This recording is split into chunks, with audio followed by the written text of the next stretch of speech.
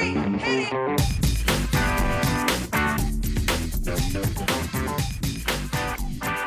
Good morning, good afternoon, good evening, and welcome to today's Caffeine for the Soul.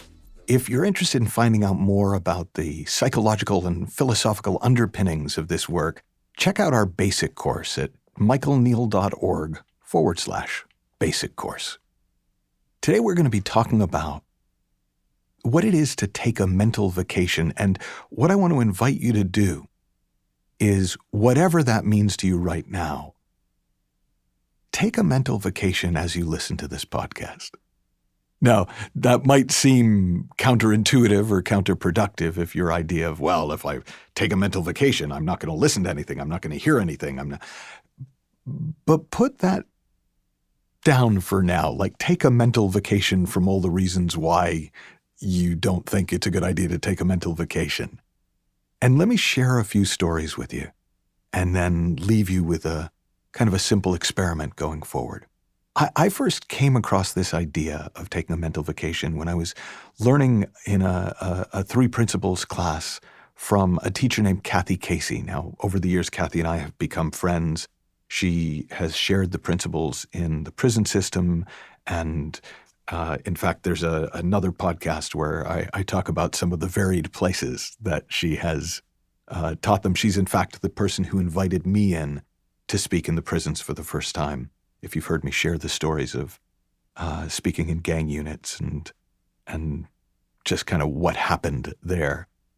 But I remember the very first course that I heard her teach. At the beginning of the course, she said to the group, "Hey, take a mental vacation for the next 3 days.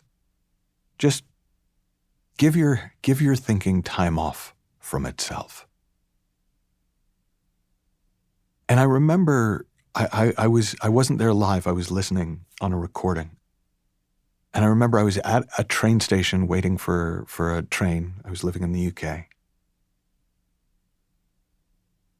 And my mind went so quiet. It was, to me at the time, extraordinary. And as best I could, I didn't think about it, because that didn't seem to be part of what I would do on a mental vacation, on a vacation from my thinking.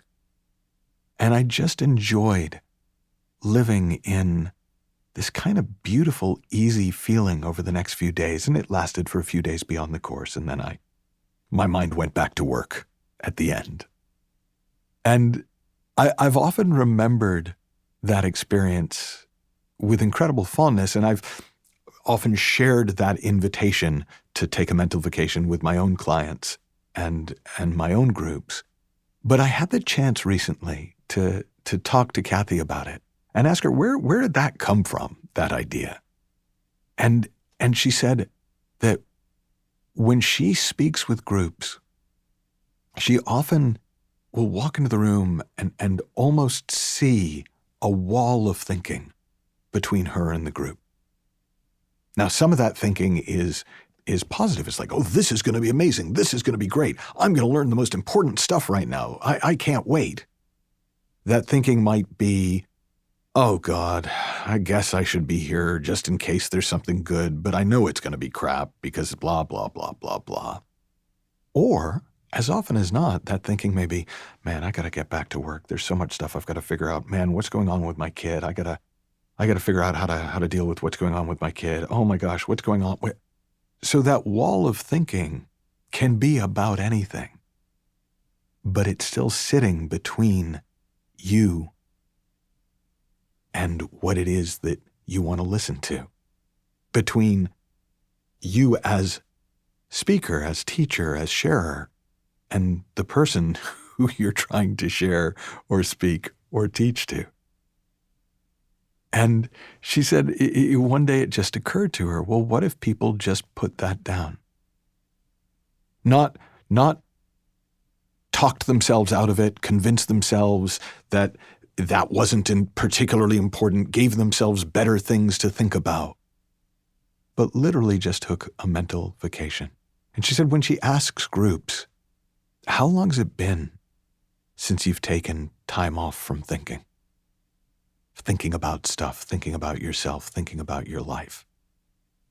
There's a lot of people who can't come up with a time frame, but think it's probably measured in decades, not years, months, weeks, days, hours, or minutes. Now, here's your invitation. Take a mental vacation for the rest of today. Now, obviously, this is probably a little less challenging if you're listening to this at 10 o'clock at night and getting ready to go to bed. But whatever time it is, you can always do it for tomorrow. But take a mental vacation. Give yourself a day off from your own thinking. Not just from your negative thinking, not just from your distracted thinking, but from all your thinking. And see what happens. Have fun, learn heaps, happy exploring, and I'll talk with you soon.